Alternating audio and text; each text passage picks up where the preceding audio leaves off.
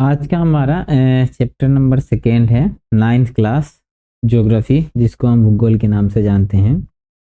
तो इस चैप्टर का जो नाम है आपको दिख रहा है कि भारत का पहला चैप्टर था हमारा भारत की आकार और स्थिति, और ये सेकेंड चैप्टर है भारत का भौतिक स्वरूप।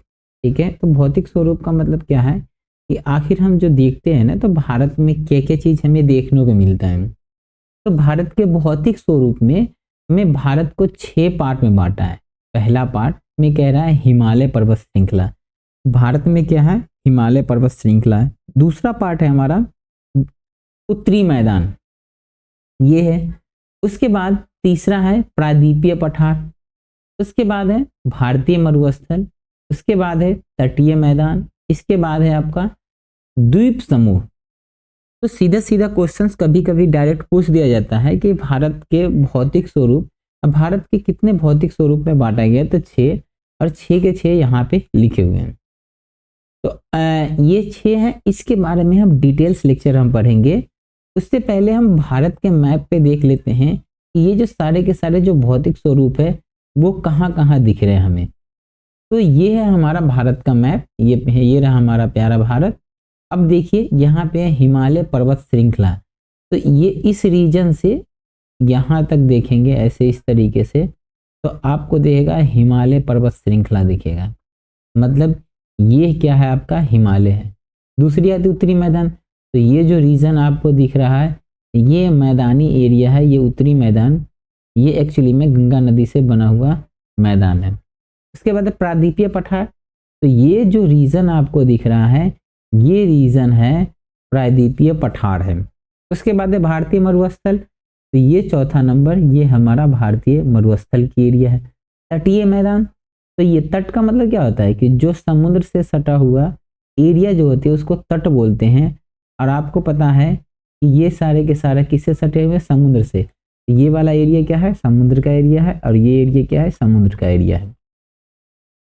उसके बाद है द्वीप समूह। द्वीप समूह का मतलब द्वीप किसे कहते हैं? द्वीप का मतलब वो होता है वे जगह या वे एरिया जो चारों तरफ से पानी से घिरा हुआ हो। तो ये क्या है? ये द्वीप समूह है। ये द्वीप समूह है, यहाँ पे चारों तरफ पानी है, और ये क्या है? यहाँ पे पहाड़ है, ये जमीन है, स्थल है, इसी को बोलते हैं द्वीप समूह। तो ये अंडमान निकोबार है, और ये इस तरफ भी एक द्वीप समूह है जिसको बोलते हैं लक्षद्वीप बोलते हैं। तो आई होप आपको ये पता चल गया कि हमारे इंडिया की लोकेशन में कौन चीज कहाँ पे है। तो अब इसके बारे में हम आगे हम देखते हैं डिटेल्स में। सबसे पहला टॉपिक आ गया हमारा हिमालय पर्वत श्रृंखला। अब हिमालय पर्वत श्रृंखला के बारे में हम पढ़ते हैं। तो सबसे पहला पॉइंट यहाँ पे दिया हुआ है भारत की उत्तरी सीमा। कौन सी सीमा? उत्तरी सीमा। अब देखिए एक्चुअली में क्या होता है कि डायरेक्शंस बहुत सारे बच्चों को ये पता नहीं रहता है। तो आप क्या करो, जैसे ग्राफ प्लॉट करते हैं उसी को प्लॉट करो।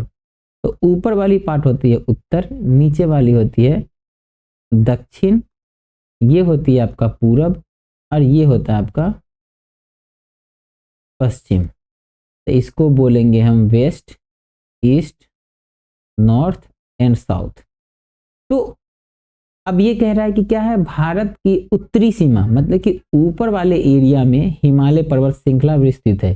तो हिमालय पर्वत श्रृंखला कहाँ है? तो इसकी लोकेशन हम बता सकते हैं कि ये कहाँ है? उत्तरी सीमा में है। कहाँ पे है? उत्तरी सीमा में है। चलिए ठीक है,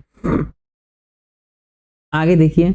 अब कह रहा है कि हिमालय की लंबाई जो है वो कितना है? 2400। इसका मतलब कि अगर हम ये देखिए, यहाँ पे आप डायग्राम देखो, ये उत्तरी सीमा है। अब मतलब कहने का मतलब हिमालय यहाँ से स्टार्ट हुआ है और यहाँ जाकर के एंड हुआ है। तो आप यहाँ से लेकर के यहाँ तक की डिस्टेंस टोटल कितनी है? तो 2400 है। तो ये समझ में आ गया। तो हिमालय की जो टोटल लेंथ है, लंबाई है, वो कितनी है? 2400 है। और उसके बाद आगे कह रहा है कि चौड़ाई कश्मीर में 400 और अरुणाचल प्रदेश में 150।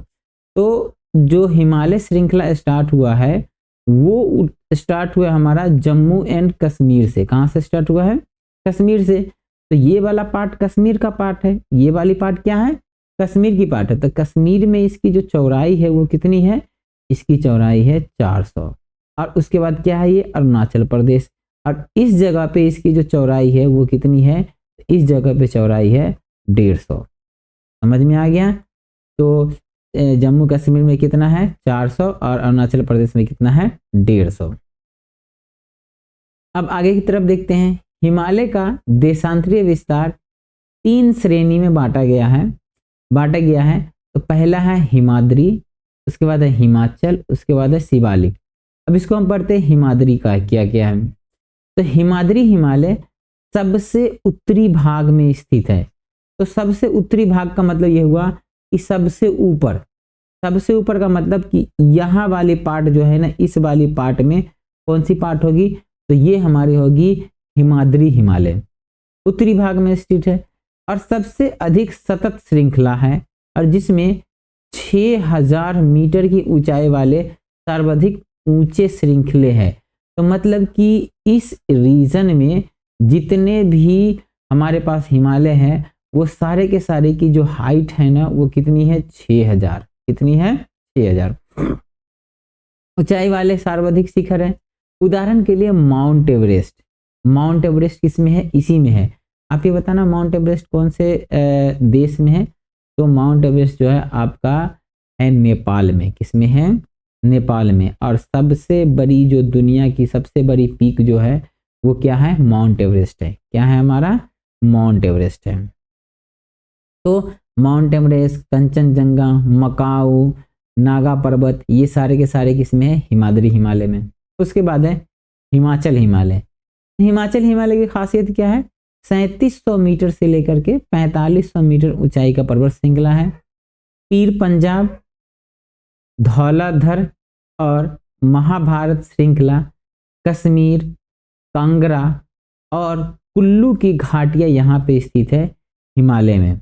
ठीक है, ये क्या है, ये वाली इसके बाद जो आएगी, इस वाले के बाद इस वाले रीजन जो आएगी सेकेंड वाली पार्ट, वो हो जाएगी हिमाचल। तीसरा है शिवालिक, सबसे बाहरी श्रृंखला और ऊंचाई में 900 से 1100 मीटर की शिवालिक की घाटियां को दून कहा जाता है। क्या कहा जाता है, दून। जैसे कि देहरादून, कोटली दून और पाटली दून। इसका मतलब क्या है कि ये सबसे लास्ट वाली जो पार्ट है ना, मतलब कि ये इसको मान लो फर्स्ट, इसको सेकेंड, इसको मान लो थर्ड, तो ये जो लास्ट वाली पार्ट है इसको बोलते हैं शिवालिक और इसी को बोलते हैं दून। क्या बोलते हैं, दून। दो घाटियों के बीच के जगह को हम बोलते हैं दून। तो इस घाटी में बसा हुआ शहर है, इसको बोलते हैं देहरादून, कोटली दून और पाल्टी दून। तो ये आपको समझ में आ गया हिमालय के बारे में।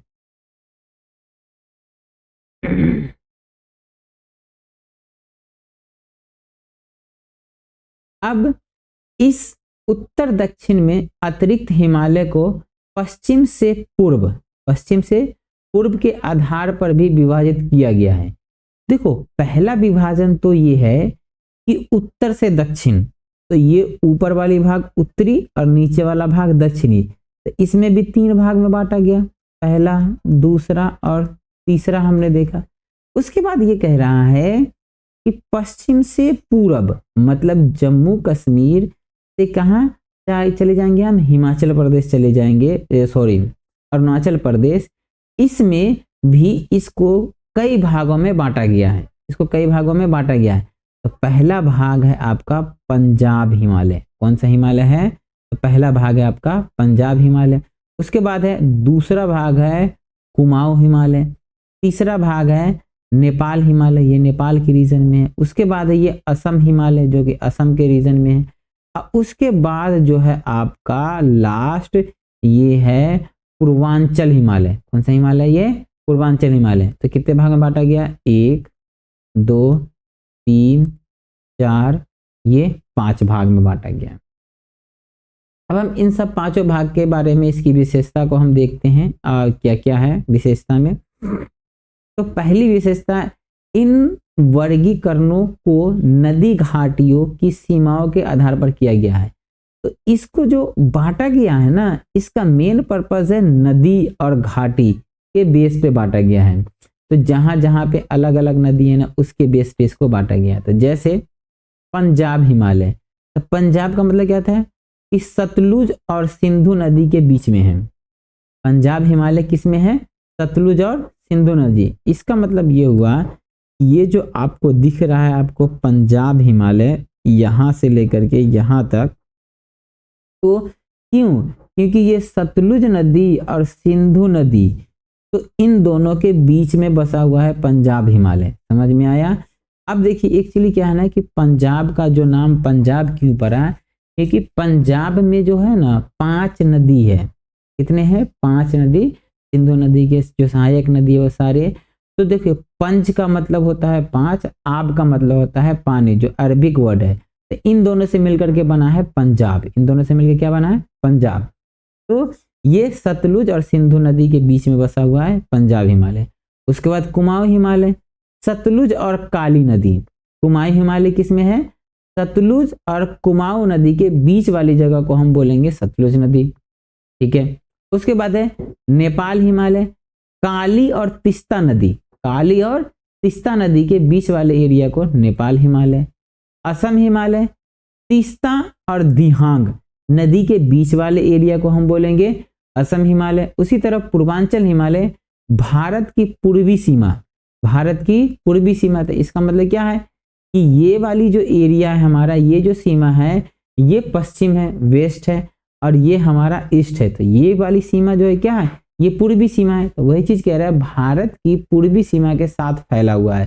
तो जो पूर्वांचल हिमालय है वो किसके साथ फैला हुआ है? तो भारत की पूर्वी सीमा के साथ फैला हुआ है। तो थैंक गॉड हम लोगों ने क्या किया कि जो हमारा था फर्स्ट टॉपिक जो हिमालय था उसे हमने पढ़ लिया। आई होप आपको अच्छे से समझ में आया होगा। अब अगला इसका टॉपिक है उत्तरी मैदान। ठीक है। तो एक्चुअली में पहले हम समझते हैं कि मैदान क्या होता है। ये गांधी मैदान वाली बात नहीं है।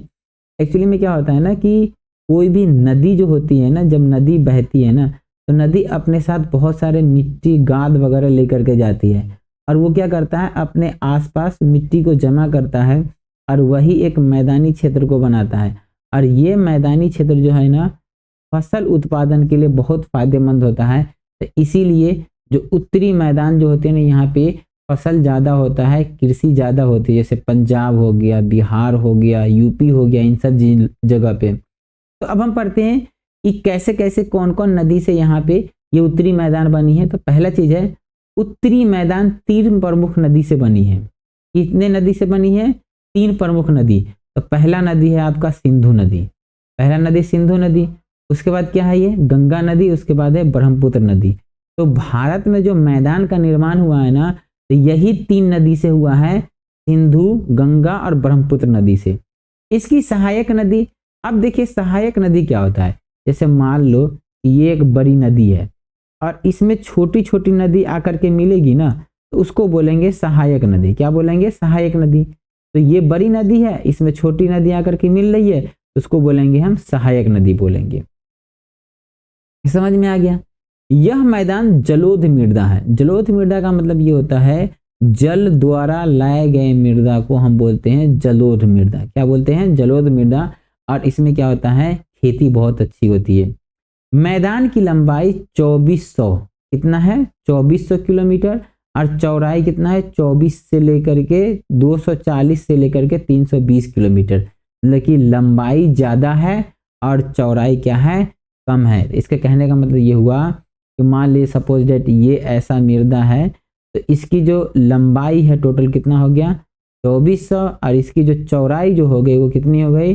कहीं पे 240 है तो कहीं पे कितना है? 320 है। तो ये आपको समझ में आ गया। चलिए आगे हम बढ़ते हैं, मैदान के बारे में और कुछ देखते हैं।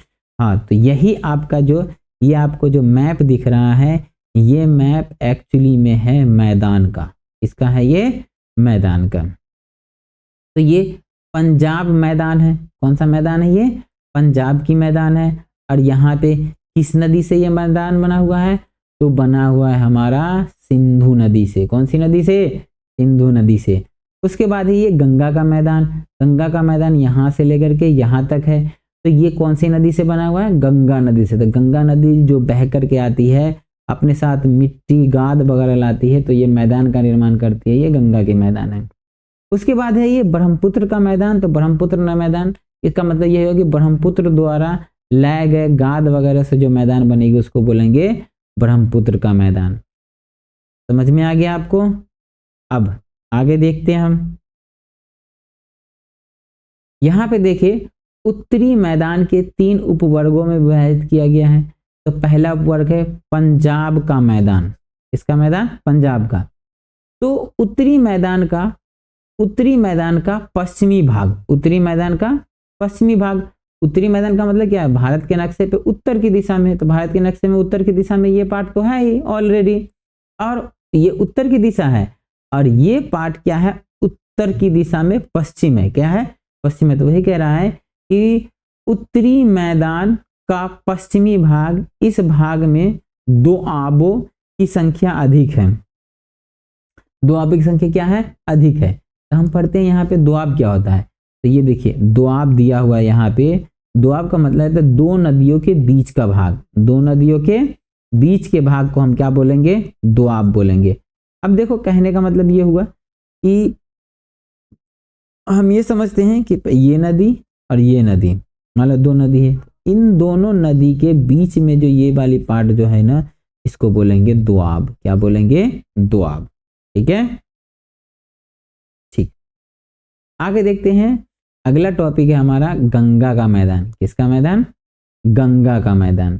तो ये है हमारा गंगा का मैदान, घग्गर और तीस्ता नदी के बीच में है। कौन से नदी के बीच में है? घग्गर नदी और तीस्ता नदी के बीच में क्या है? ये गंगा का मैदान।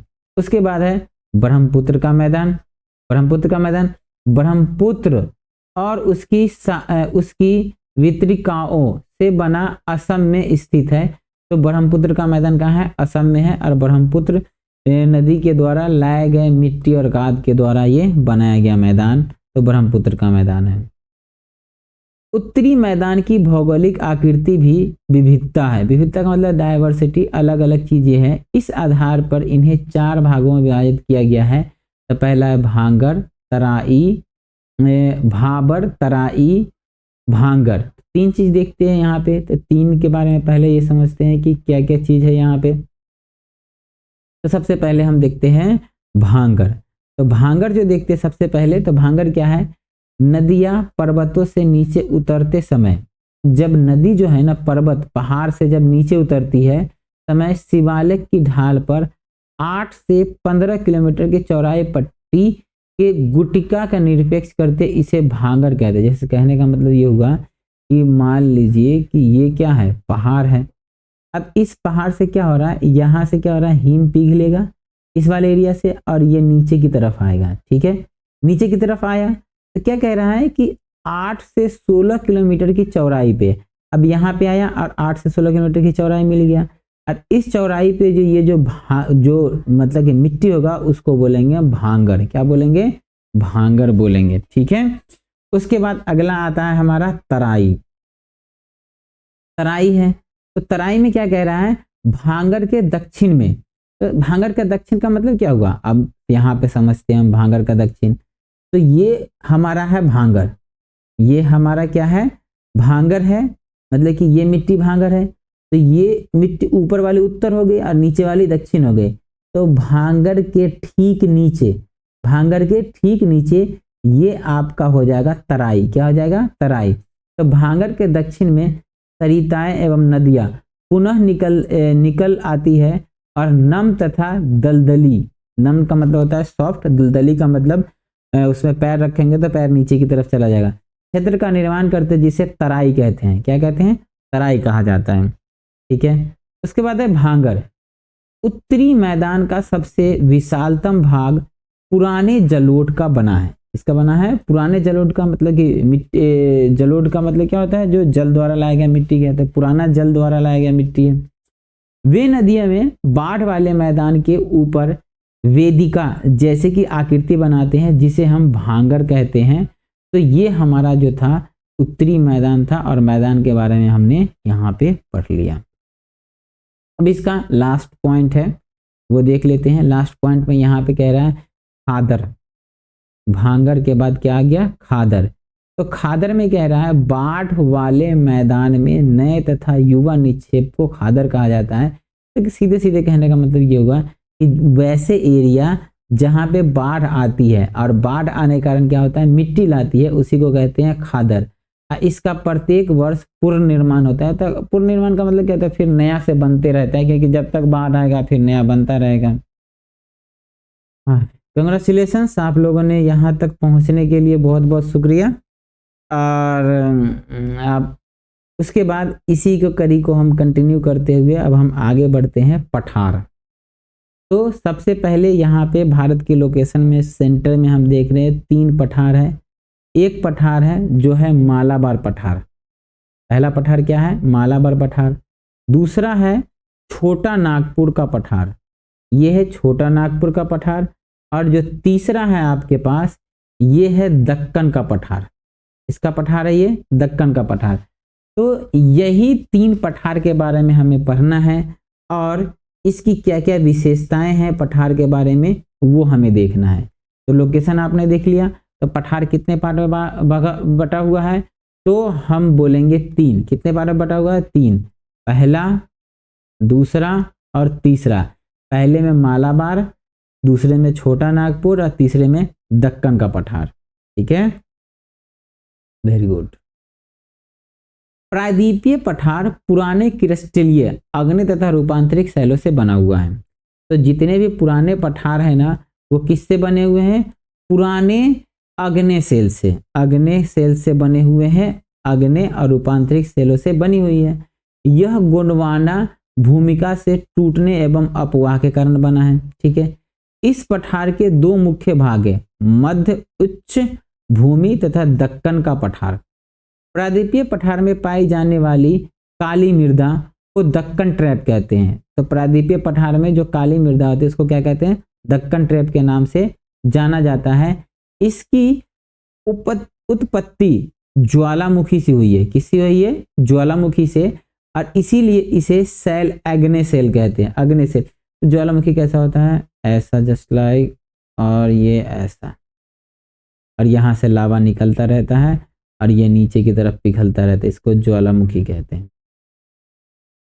अगर आपको इंटरेस्ट है कि ज्वालामुखी कैसे बनती है, कैसे निकलते रहता है, आग कैसे निकलता है, तो आप कमेंट में बताना, मैं इसके बारे में सेपरेट वीडियो बना दूंगा कि ज्वालामुखी कैसे होता है, कैसे बनता है, कैसे निकलता है यहाँ से, वो सारा कुछ बता दूंगा।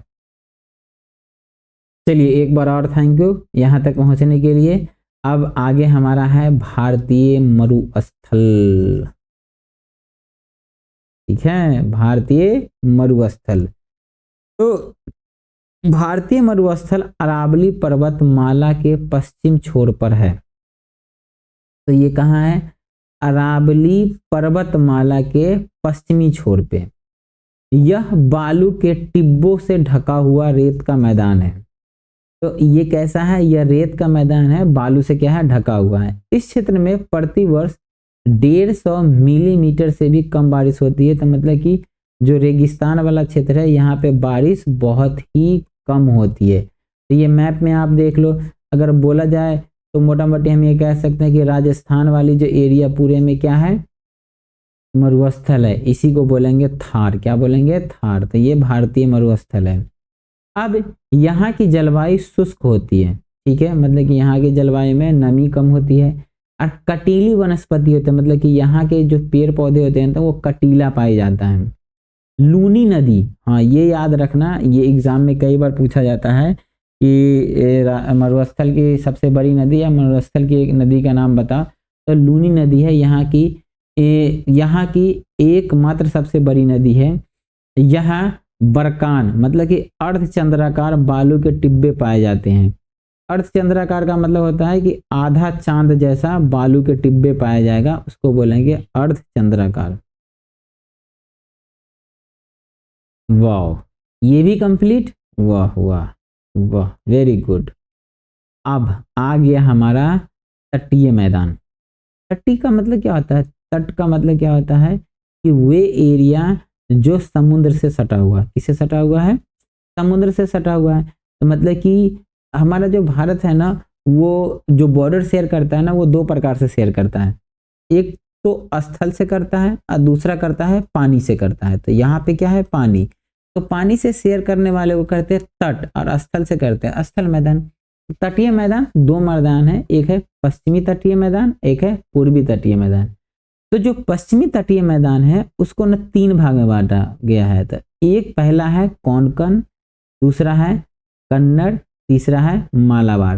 तो ये आता है पश्चिमी तटीय मैदान में। और उसके बाद पूर्वी तटीय मैदान को दो भाग में बांटा है, कोरोमंडल और उत्तरी सरकार।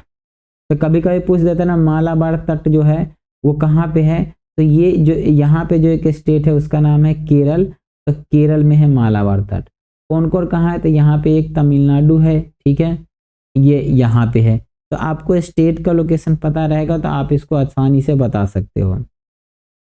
अब इसकी विशेषता में हम पढ़ते हैं। तो इसकी विशेषता में क्या है, यहाँ पे देखो पश्चिमी तटीय मैदान पश्चिमी घाट एवं अरब सागर के बीच में स्थित है। तो ये पश्चिमी घाट और अरब सागर के बीच में है, ठीक है।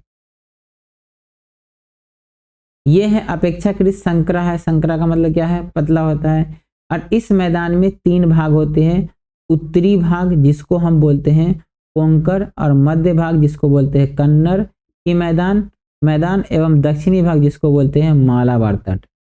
पूर्वी तटीय मैदान पूर्वी घाट और बंगाल की खाड़ी में स्थित है, सही बात है। यह एक चौड़ा मैदान है, ठीक है, मतलब कि जो पश्चिमी तट है ना उससे पूर्वी तट क्या है, चौड़ा है। उत्तरी भाग में उत्तरी सरकार कहा जाता है और दक्षिणी भाग में कोरोमंडल तट के नाम से जाना जाता है। तभी मैं इसको दिखा भी दिया आपको, उसको मैप में दिखा दिया है। महानदी गोदावरी, कृष्णा, कावेरी नदियों का डेल्टा बनता है। डेल्टा का मतलब क्या होता है, देखो सबसे पहले चीज ये है कि अगर ये एरिया इसके चारों तरफ पानी है तो इसको बोलते हैं टापू बोलते हैं। और यही टापू अगर ट्रायंगल शेप का बन जाए तो इसी को बोलेंगे डेल्टा। क्या बोलेंगे, डेल्टा, ठीक है।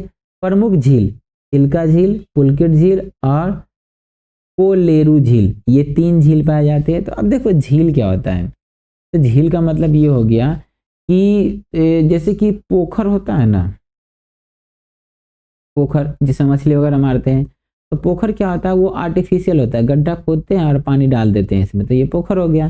तो इसी तरह झील भी होता है। तो झील को हम आर्टिफिशियल नहीं बनाते, ये खुद ब खुद होता है, मतलब कि पहाड़ी से घिरा हुआ एरिया रहता है और बीच में क्या रहेगा, पानी रहेगा, और ये नेचुरल रहता है, ये आर्टिफिशियल नहीं, ये आर्टिफिशियल है और ये क्या है, नेचुरल है। तो ये झील हो गया, जैसे आना सागर का झील हो गया आपका, या चिल्का झील हो गया, डल झील हो गया, कश्मीर वगैरह में है। तो ये सब क्या है, झील है। तो यहाँ पे चिल्का झील, अब यहाँ पे प्रमुख झील है चिल्का झील, पुलकित झील, कोरू झील। यहाँ पे चिल्का है, खारे पानी का सबसे बड़ा झील है, तो ये याद रखना, खारे पानी का सबसे बड़ा झील कौन सा है, चिल्का झील है। पश्चिमी और पूर्वी घाट दक्कन के पठार में पश्चिम और पूर्वी किनारों पर स्थित है। तो ये चीज अभी तक बता दिया मैंने आपको, पूर्वी घाट और पश्चिमी घाट। अब यहाँ पे आपका पूर्वी और पश्चिमी घाट में क्या है, डिफरेंस है। तो हम समझते हैं कि पूर्वी घाट और पश्चिमी घाट में क्या डिफरेंस है। तो यहाँ पे देखिए पूर्वी घाट और पश्चिमी घाट, तो देख रहे हैं पश्चिमी घाट दक्कन के पठार का पश्चिमी किनारा है, तब ठीक है, दक्कन के का है ये पश्चिमी किनारा, लेकिन पूर्वी घाट दक्कन के पठार का पूर्वी किनारा है। तो ये पश्चिमी किनारा और ये क्या हो गया, पूर्वी किनारा हो गया। उसके बाद है यह सतत नियमित किनारा बनाता है, तो ये कंटिन्यू किनारा बनाता है, लेकिन इसका विस्तार सतत नहीं है, ये कंटिन्यू नहीं है, कहीं पे ब्रेक होता है, कहीं पे कंटिन्यू रहता है। इसकी औसतन ऊंचाई 900 से 1600 मीटर है, लेकिन इसकी औसतन ऊंचाई क्या है, 600 है, मतलब कि ये थोड़ा नीचे है। सबसे ऊंचा शिखर है अनाईमुडी, कौन सा है, अनाईमुडी, जो है 2695, और इसके सबसे ऊंची शिखर जो है वो है महेंद्रगिरी, जिसका हाइट कितना है, वो है 1501। वाह, ये भी कंप्लीट। अब हमारा अगला टॉपिक है द्वीप समूह। द्वीप का मतलब पहले ही हम बता चुके हैं, द्वीप क्या होता है, द्वीप ऐसी एरिया जो चारों तरफ से पानी से घिरा हुआ होगा उसे हम बोलेंगे द्वीप। तो आज हमारा आज का ये लग रहा है लास्ट का टॉपिक है द्वीप समूह, वो देखते हैं। तो द्वीप का मतलब क्या है कि वो एरिया जो चारों तरफ से पानी से घिरा हुआ हो। तो हमारे पास द्वीप समूह में दो द्वीप है जिसको बोलते हैं अंडमान निकोबार द्वीप समूह, जो कि ये आपको दिख रहा है, ये है बंगाल की खाड़ी में, और ये है लक्षद्वीप जो कि है आपका ये अरब सागर में है। ये बहुत ही खूबसूरत जगह है, यहाँ पे गए हैं, यहाँ पे बहुत ही अच्छा लगता है। अगर आप लोगों को भी कभी मौका मिले तो आप लोग भी यहाँ पे जाओ घूमने के लिए, बहुत बहुत प्यारी जगह, बहुत प्यारी जगह। लक्षद्वीप, जो लक्षद्वीप है हमारा केरल के मालाबार समुद्र तट के निकट है। तो केरल से निकट है, तो केरल से निकट है ये देखिए, तो ये यहाँ पे केरल है, ये केरल के निकट है। तो जो लक्षद्वीप है वो केरल के क्या है, निकट है। द्वीपों का यह समूह छोटा परवाल द्वीप है। ये कैसा द्वीप है, ये परवाल द्वीप है, ठीक है। अब यह 32 वर्ग किलोमीटर, मतलब कि 32 वर्ग किलोमीटर के चारों तरफ के एरिया, ये 32 किलोमीटर के छोटे छोटे क्षेत्रों से फैला हुआ है। और कावारती द्वीप द्वीप लक्षद्वीप की प्रशासनिक मुख्यालय है। तो इसका सीधे सीधे मतलब ये हो गया कि ये जो कावारती है ना, इसकी राजधानी है। कावारती क्या है, इसकी राजधानी है, किसकी, लक्षद्वीप की। लक्षद्वीप की राजधानी क्या हो गया, कावारती। लक्षद्वीप की राजधानी कावारती।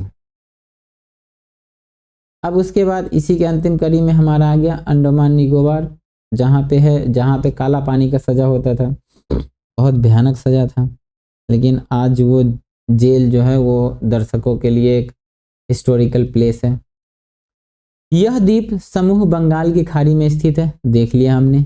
यह द्वीप समूह मुख्यतः दो भागों में बांटा गया है, जिसको बोलते हैं उत्तरी अंडमान उत्तर में है और निकोबार दक्षिण में है। मतलब कि ऊपर वाली जो पार्ट है इसको अंडमान और नीचे वाली पार्ट है इसको निकोबार बोला गया है।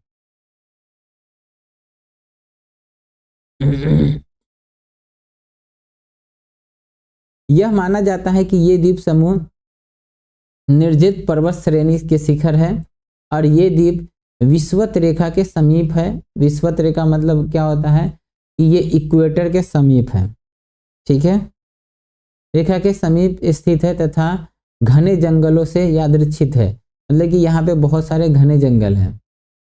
अब यहाँ पे लग रहा है चैप्टर तो कंप्लीट, एक बार देख लेते हैं। चैप्टर कंप्लीट हो गया। अब यहाँ पे कुछ इम्पोर्टेंट चीज़ें हैं, इस मैप को एक बार हम देख लेते हैं। तो ये भारतीय मरुस्थल हो गया, उत्तरी मैदान हो गया आपका, छोटा नागपुर, मालाबार तट, दक्कन का पठार, गिर, पश्चिमी घाट, ये हो गया आपका पूर्वी घाट, ये हो गया आपका पूर्वी एरिया, ठीक है। तो ये सारा चीज़ है। ये K2 है, कंचनजंगा, ये देखिए माउंट एवरेस्ट है, ये मकान, ये कंचनजंगा है, ये K2 है और ये माउंट एवरेस्ट है, ठीक है। तो ये नेपाल में, और ये हमारा लक्षद्वीप, ये हमारा अंडमान निकोबार ये समूह है। तो ये इस ऊपर वाला है अंडमान और नीचे वाला क्या है, निकोबार। थैंक यू इस वीडियो को देखने के लिए। और ये जो वीडियो है ना, ये ज्योग्राफी का जो सिलसिला चालू हुआ है, ये एक दिन बीच करके ये चैप्टर्स आते रहेंगे। 9th क्लास के जो SST है वो कंप्लीट हो जाएगा एग्ज़ाम से पहले, और उसके साथ 10th क्लास के भी SST को कंप्लीट करेंगे हम। Thank you very much.